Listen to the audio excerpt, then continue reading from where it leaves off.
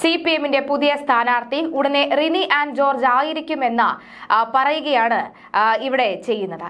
പലരും പറയുന്നുണ്ട് റിനിയെ താങ്ങിയാൽ CPM കൂടുതൽ നാറും എന്നുള്ള കാര്യം. കഴിഞ്ഞ ദിവസമാണ് CPM-ന്റെ വേദിയിൽ റിനി ആൻഡ് ജോർജ് എത്തിയത്. യുവ നേതാവ് ലൈംഗിക അധിക്ഷേപം നടത്തിയെന്ന പരാതി ഉന്നയിച്ച നടി റിനി ആൻഡ് ജോർജ് ആണ് CPM വേദിയിലെത്തിയത്. KJ ഷൈനിനെതിരെ നടന്ന സൈബർ ആക്രമണത്തിൽ പ്രതിഷേധിക്കാൻ നോർത്ത് പറവൂരിൽ നടത്തിയ CPM പ്രതിഷേധ യോഗത്തിലായിരുന്നു റിനി പങ്കെടുത്തത്. സ്ത്രീകളെ സ്മാർത്ത വിചാരം ചെയ്യുന്നവരുടെ കൂട്ടമാണ് റിനി വിശ്വസിക്കുന്ന രാഷ്ട്രീയ പാർട്ടി എന്ന് വിമർശിച്ച KJ ഷൈൻ റിനിയെ CPM-ലേക്ക് സ്വാഗതം ചെയ്യുകയും ചെയ്തു. മുൻ മന്ത്രി KK ശൈലജയാണ് പ്രതിഷേധ യോഗം ഉദ്ഘാടനം ചെയ്തത്. യോഗത്തിൽ പങ്കെടുത്ത റിനി താനും വലിയ രീതിയിൽ സൈബർ ആക്രമണം നേരിട്ടുവെന്നും പറയുന്നു. എനിക്കൊരു യുവ നേതാവിൽ നിന്ന് ചില മോശമായ അനുഭവങ്ങൾ നേരിടേണ്ടി വന്നു. അത് ഞാൻ തുറന്നു പറഞ്ഞു. പക്ഷേ ആ പ്രസ്ഥാനത്തെ ദുഃഖിപ്പിക്കേണ്ടെന്ന് കരുതി ആ നേതാവിന്റെ പേര് പറഞ്ഞതുമില്ല. ആരെയും വേദനിപ്പിക്കാനോ തകർക്കാനോ ഉദ്ദേശമുണ്ടായിരുന്നുമില്ല. രാഷ്ട്രീയത്തിൽ കടന്നുവരുന്ന യുവ നേതാക്കന്മാർ ഇങ്ങനെയാണോ ആകേണ്ടത് എന്ന ചോദ്യമാണ് ഞാൻ ഉന്നയിച്ചത്. രാഷ്ട്രീയത്തിൽ കടന്നുവരുന്ന നേതാക്കന്മാർ സ്ത്രീകളോട് എങ്ങനെ ധാർമ്മികതയോടെ പെരുമാറണമെന്നും എങ്ങനെ മുന്നോട്ട് പോകണമെന്നുമുള്ള കാര്യം മാത്രമാണ് ഞാൻ പങ്കുവച്ചത്. പക്ഷേ ഭയാനകമായ സൈബർ ആക്രമണമാണ് എനിക്ക് നേരിടേണ്ടി വന്നത് എന്നാണ് റിനി പറയുന്നത്. ഇതിനെതിരെ റിനി ഇതുമായി ബന്ധപ്പെട്ട ചില കമന്റുകൾ വന്നിരുന്നു. നമുക്ക് ആ കമന്റുകൾ കൂടി ഒന്ന് വായിച്ചു നോക്കാം. പതിവ്രത അഭിനയത്തിന് സ്റ്റേറ്റ് അവാർഡ് ഉടനെ കിട്ടും.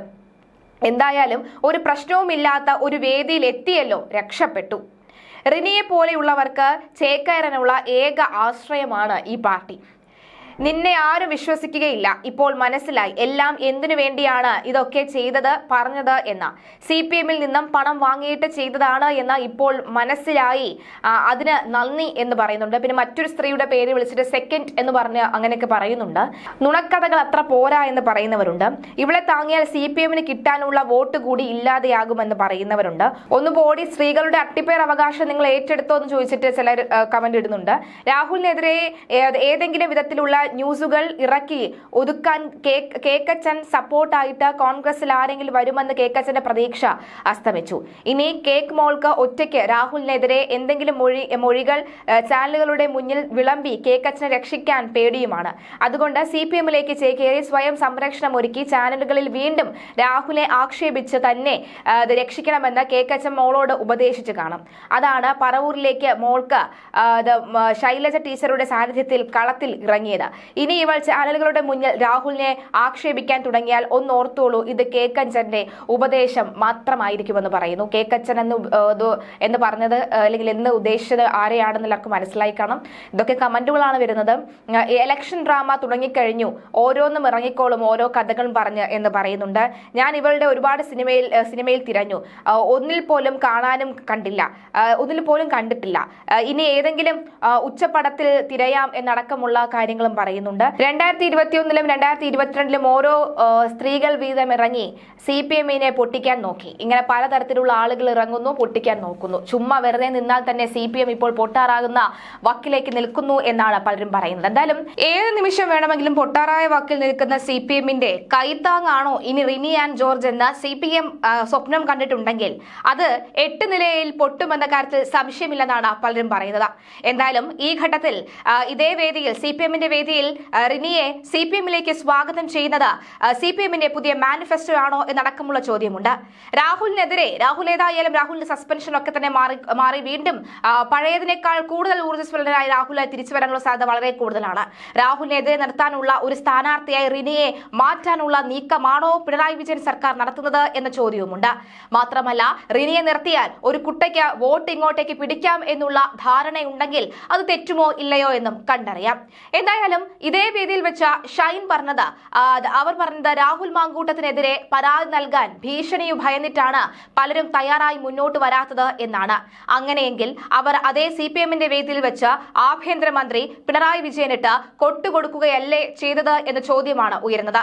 കാരണം ആഭ്യന്തരമന്ത്രിയും ശക്തനായ ആഭ്യന്തരമന്ത്രി ഭരിക്കുന്ന ആഭ്യന്തര വകുപ്പ്, പോലീസ് ഉദ്യോഗസ്ഥർ, ക്രൈംബ്രാഞ്ച് ഉദ്യോഗസ്ഥർ എന്നിവർ ഉള്ളപ്പോൾ ഒരു പരാതിക്കാരിക്ക്, അതും ഒരു സ്ത്രീയായ പരാതിക്കാരിക്ക് തനിക്ക് ഉണ്ടായ മോശം അനുഭവത്തെക്കുറിച്ച് പരാതി പറയാൻ ധൈര്യമില്ലാതിരിക്കുമ്പോൾ അവർക്ക് പിന്തുണ നൽകാൻ അല്ലെങ്കിൽ പ്രൊട്ടക്ഷൻ നൽകാൻ പോലീസിന് കഴിയില്ല എന്ന് പറഞ്ഞുകൊണ്ട് ഈ പോലീസ് ഉദ്യോഗസ്ഥരുടെ പോലീസ് സംവിധാനത്തിന്റെ തന്നെ പ്രവർത്തനങ്ങളുടെ ചോദ്യം ചെയ്യുന്ന രീതി തന്നെയല്ലേ CPM-ന്റെ അതേ വേദിയിൽ വെച്ച് ഷൈൻ നടത്തിയത് എന്ന ചോദ്യവും ഉയരുന്നുണ്ട്. ഇനി രാഹുലിനെതിരെ ആര് പരാതിയുമായി വന്നാലും തെളിവുകൾ എവിടെ എന്ന ചോദ്യമുണ്ട്. ആ തെളിവുകൾ കണ്ടെത്താൻ ഇതുവരെയും ക്രൈംബ്രാഞ്ചിന് 2 മാസം പിന്നിടുന്നു, ഏകദേശം 3 മാസത്തോടടുക്കുന്നു. ഈ വിഷയത്തിൽ കഴിഞ്ഞിട്ടില്ല എന്നും വ്യക്തമാവുകയാണ്. രാഹുൽ മാങ്കൂട്ടത്തിൽ ഓരോ ദിവസവും ശക്തനായ നേതാവായിക്കൊണ്ടിരിക്കുകയാണ്. സാധാരണക്കാർക്കിടയിൽ കൂടുതൽ ശക്തനായ നേതാവ്, കൂടുതൽ പിന്തുണയൊക്കെ തന്നെ അദ്ദേഹത്തിന് ലഭിച്ചുകൊണ്ടിരിക്കുകയാണെന്ന കാര്യത്തിൽ സംശയമില്ല. സുരേഷ് ബാബുവിന്റെ കാര്യത്തിൽ ഷാഫി പറമ്പിൽ പറഞ്ഞതുപോലെ CPM-ന്റെ ഈ തിരഞ്ഞെടുപ്പ് മാനിഫെസ്റ്റോ ഇതാണോ എന്ന ചോദ്യമാണ്.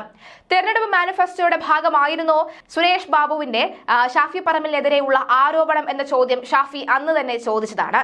അതേ മാനിഫെസ്റ്റോയുടെ 2ാം പേജിലെ 2ാം ഉള്ളടക്കമായിരുന്നോ റിനിയെ വിളിച്ച് CPM-ന്റെ വേദിയിൽ ഇരുത്തിക്കൊണ്ട് CPM-ലേക്ക് സ്വാഗതം ചെയ്യാം എന്നുള്ളത് എന്നും ചോദിക്കുന്നുണ്ട്. ഷാഫി കൃത്യമായി അന്ന് ഈ പറയുന്ന സുരേഷ് ബാബുവിനെതിരെ എതിർത്ത് നിൽക്കുകയും ഉണ്ടായിരുന്നു. അതേ എതിർപ്പ് തന്നെയാണ് സുരേഷിനെ വീണ്ടും പോലീസിന് മുന്നിലേക്ക് എത്തിച്ചിരിക്കുന്നത്. തൽക്കാലം AKG സെന്ററോ പാർട്ടിയോ ആരും തന്നെ സുരേഷിനെ രക്ഷിക്കാനോ സംരക്ഷിക്കാനോ നിന്നതുമില്ല. കാരണം കളിക്കുന്നത് ഷാഫി പറമ്പിലിനോടായിരുന്നല്ലോ. രാഹുലിനേക്കാൾ കൂടുതൽ ശക്തനാണ് ഷാഫി എന്ന് എല്ലാവർക്കും വ്യക്തമായി അറിയാം. രാഹുൽ ഇപ്പോൾ കാണിക്കുന്ന ഈ മിതത്വം, അതായത് കൂടുതൽ കാര്യങ്ങളൊന്നും തന്നെ മാധ്യമങ്ങളോട് തുറന്നു പറയാതെ പോകുന്ന ഒരു സാഹചര്യം അദ്ദേഹം ഉണ്ടായിരുന്നു. ആ ഒരു മിതത്വം ഒന്നും ഷാഫി പറമ്പിലിന്റെ ഭാഗത്തു നിന്നും ലഭിക്കുമെന്ന് ആരും വിചാരിക്കേണ്ടതില്ല. ഷാഫി തുറന്നെടുക്കുക തന്നെ ചെയ്യും. ഇനി ഷാഫിക്കെതിരെ എന്തെങ്കിലും തരത്തിലുള്ള തെളിവുകൾ ഉണ്ടെങ്കിൽ നിങ്ങൾ നിരത്തൂ എന്ന് കൃത്യമായി വെല്ലുവിളിക്കാനും ഷാഫിക്ക് കഴിഞ്ഞു.